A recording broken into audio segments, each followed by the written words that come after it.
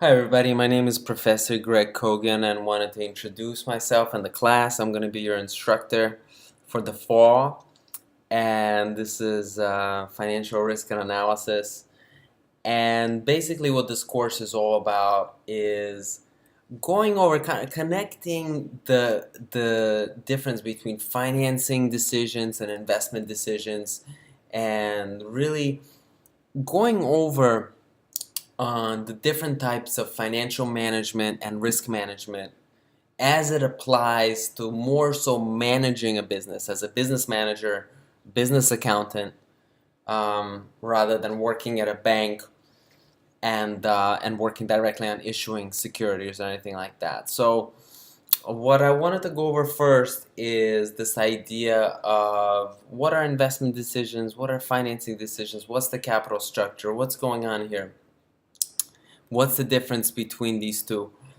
And basically, the first thing that we're going to talk about, what finance is all about, or corporate finance is all about, is maximizing value. I know that term gets tossed around a lot, but essentially, maximizing value talks about growing your total value, your equity value, for example. And this is something, where we hear about Facebook being worth $15 billion. That's how did they get to that? Well, in reality, all value or huge value in equity always comes from the potential of future growth.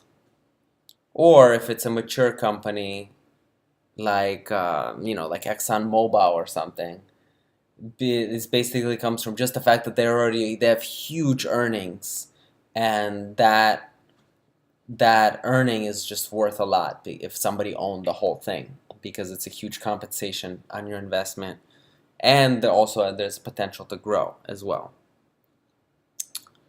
So that's on the core. That's on the total value side. Now, what about the investment decisions? Investment decisions is when a company invests into an asset. We're gonna go over this chart here. We can see a little bit more here. What is an investment like? An investment is like when Facebook acquired WhatsApp, or when Vail is putting 2.6 billion to develop its huge coal mine, when Walmart is spending 1.5 billion on e-commerce, Procter and Gamble spending 9.7 billion in advertising. So that is investment decisions. Now, this is more something that a manager will face internally in the company. How do I invest funds in a way that serves the company? Now, of course, later in the book we're going to go over IRR, NPV, DCF, cash flows. I put the money in this project, I get a certain amount of money back, like the Vail investment into Mozambique. They put a certain money in the coal mine, it gives them a certain amount of coal, easy to decipher what's going on. But it's not always like that. It's not direct like that. $9.7 billion of advertising. How much more do you sell from that?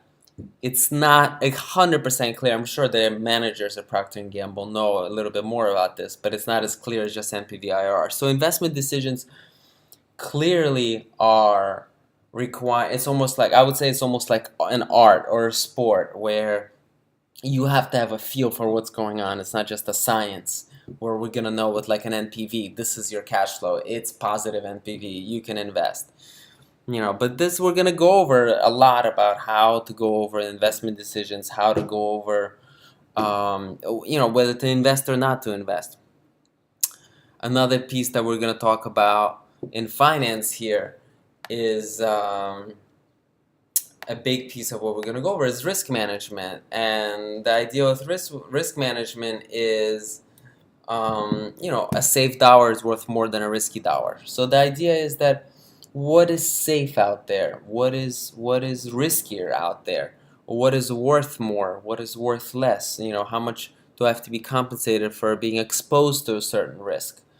How much would I pay not to be involved in a certain risk? And then these kind of things come up.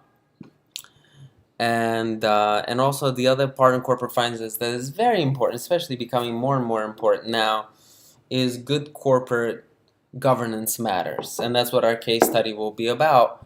We're going to go over a case study of just an example, Ernst & Young Corporate Responsibility Report for the past year. And this is something this is used to be something that was just internal controls. This is 5-10 years ago. This is more about internal controls, corporate governance, segregation of duties, maintaining assets, disaster recovery, things like that. It's actually evolved quite a bit to involve more of managing the supply chain, contributing to the community, uh, reducing carbon emissions, measuring carbon emissions, reporting these type of things, and making sure that you have safe disposal of waste, and how do you manage employees, and how are you developing employees, and basically how do you impact everything that is around you, everything that is inside your organization, everything that's around your organization, including the planet, including the whole entire planet Earth. So we're going to go over more into this. This is what the discussion will be.